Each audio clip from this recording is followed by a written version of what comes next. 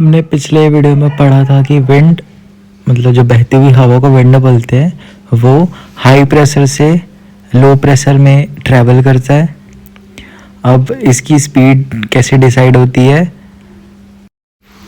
हमने एयर की स्पीड के बारे में क्या पढ़ा था कि एयर जो है दो जोन के बीच एयर प्रेशर के डिफरेंस के कारण फास्ट मूव करती है। एयर प्रेशर जितना ज़्यादा होगा हवा उतनी ही ज़्यादा स्पीड से ट्रैवल करेगी या बहेगी। अब ये प्रेशर में डिफरेंस क्यों आता है इसके बारे में समझते हैं। एक रीज़न ये है कि मतलब अर्थ में अलग अलग जगह अलग अलग टेम्परेचर होते हैं, कहीं लो कहीं हाई कहीं कोल्ड। तो हवा जो है टेम्परेचर के डिफरेंस के कारण temperature difference is equal to difference in air pressure. Easily समझते हैं कि वार्म वाले जगह पे मतलब वार्म एयर होगी, कोल्ड वाली जगह पे कोल्ड। अब इससे समझना, ये नीचे दो अपन इसको दो भाग में डिवाइड करते हैं। एक ऊपर पे क्या होगा, ऊपर पे होगा लो मतलब कोल्ड एयर, नीचे पे क्या होगा हाई टेम्परेचर का एयर। जो वार्म एयर होंगे ना नीचे वाले, उसके मॉलिक्यूल्स कम होंगे क्योंकि वार्म एयर के मॉलिक्यूल्स कम होते हैं। एंड कूल एयर के मॉलिक्यूल्स, ये जो राउंड राउंड दिख रहे हैं ये मॉलिक्यूल्स है, ये ज़्यादा होते हैं। तो हवा हमेशा वार्म से कोल्ड की ओर ट्रैवल करता है, देन कोल्ड से वार्म की ओर ट्रैवल करता है। इसको हम क्या बोलेंगे? इसको हम बोलते हैं कन्वेक्शन करंट।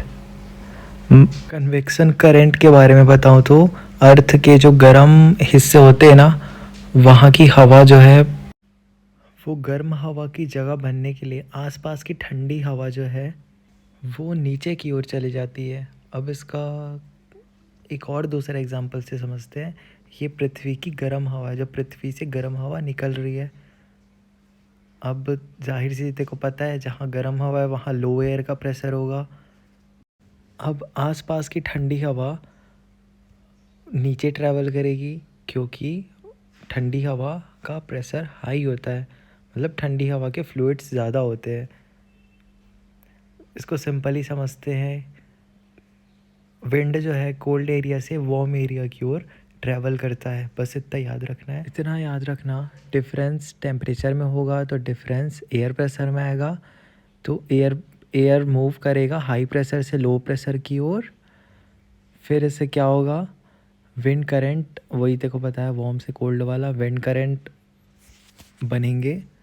अब इसके बाद हम पढ़ते हैं विंड करंट्स क्या होते हैं। तेको पता है कहीं बहुत ज़्यादा ठंड होती है, कहीं बरसात होती है, तो कहीं बहुत ज़्यादा गर्म होता है। तो ये वेदर में ऐसा डिफरेंस क्यों आता है? वेदर में डिफरेंस के कई फैक्टर होते हैं, लेकिन सबसे मेन चीज़ होता है विंड करंट्स। विंड करंट्स के कारण टेम्परेचर में अलग अलग जगह इतने ज़्यादा डिफरेंस आते हैं। तो ये विंड करंट्स क्या होते हैं? हमने पढ़ा था कि एयर जो है वो हाई टेम्परेचर से लो टेम्परेचर में ट्रैवल करती है। इस पे देखना और समझना कि एयर देख वापस से वार्म साइड पे आता है, देन वापस ट्रैवल करके कूलर साइड पे चले जाता है। ये विंड करंट सिर्फ एक पर्टिकुलर जगह पे नहीं होता, जबकि अर्थ के पूरे ग्लोब में यह विंड करंट फ्लो होता है। अब हम लोग अर्थ के ग्लोब को देखते हैं, इससे हमें विंड करंट्स का पता अच्छे से चल पाएगा। ये देखिए है अर्थ का ग्लोब, इसके बीच पे क्या है? इसको हम बोलते हैं इक्वेटर। क्या बोलते हैं? इक्वेटर। इसके जो ऊपर का हिस्सा होता है और एक नीचे का हिस्सा होता है। ऊपर वाले को नॉर्दर्न बोलते हैं, नीचे वाले को साउथ बोलते हैं। अब एक चीज़ याद रखना, इक्वेटोरियल रीजन मतलब ये इक्वेटर के सामने वाला पार्ट सबसे ज़्यादा गर्मी ऑब्जॉर्व करता है। तो अब इससे हम क्या समझेंगे? हमें तो लगेगा कि वार्म एयर जो है वो ऐसा जाता होगा, फिर कोल्ड एयर वहाँ से रिटर्न आता होगा, बट ऐसा नहीं होता। इसका नहीं होने का रीज़न बता रहा, क्योंकि अपना जो अर्थ का ग्लोब है ना, ये ऐसा सीधा नहीं होता, ये हल्का सा टेढ़ा होता है, बिल्कुल इस इमेज की तरह। अब देखना, ये हल्का सा टेढ़ा होता है। ये टेढ़ा होने के बाद वैसे ही अपनी ग्रेविटी के हिसाब से वहाँ पे मूव करता है। ये टेढ़ा होने के कारण अपना जो इक्वेटर होगा ना, इससे वार्म वाली एयर निकलेगी और वापस से कहीं कोल्ड एयर को लेके वापस रिटर्न आ जाती है। विंड सीधे इक्वेटर की तरफ नहीं जाता, वो अलग अलग डायरेक्शन में बढ़ जाता है और वो धीरे धीरे ट्रैवल करता है। इसको समझते हैं थोड़ा डिटेल में। पहले हम ये समझेंगे कि ग्लोब इसको करेगा कैसे। तो हम अपने जानकारी के लिए ग्लोब को इक्वेटर से ऊपर 3 भाग में डिवाइड कर देंगे, वैसे ही नीचे 3 भाग में डिवाइड कर देंगे। उसकी डिस्टेंस ये होगा 0, 3, 60, 90। अब वो ऊपर जो 60 से लेके 90 तक का है उसको हम क्या बोलेंगे, पोलर सेल। वैसे ही सेम नीचे भी वही। ये जो हमने इसको पार्ट पे डिवाइड किया था, इसको पहले हम समझते हैं।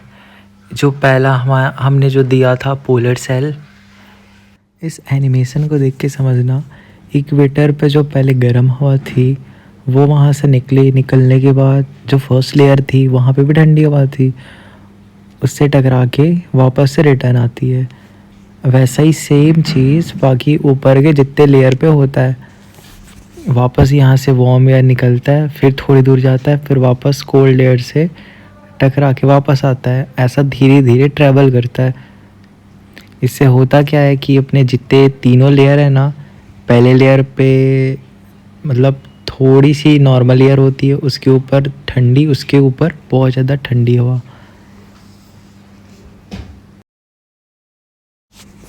और इसी वजह से मतलब हमारी अर्थ में अलग अलग वेदर करेंट्स पैदा होते हैं, क्योंकि एयर जो है का टेम्परेचर डिफरेंस सब जगह अलग अलग होता है। इसी कारण क्लाइमेट चेंज होता है और विंड्स करेंट्स पैदा होते हैं। ये जो स्ट्रॉन्ग विंड्स करंट पैदा होंगे ना टेम्परेचर डिफरेंस के कारण, यही जो है वेदर मतलब अलग अलग जगह पे अलग अलग वेदर क्रिएट करते हैं। इसके अलावा कुछ और भी है जो वेदर में डिफरेंस लाता है, ये हम अगली वीडियो में पढ़ेंगे।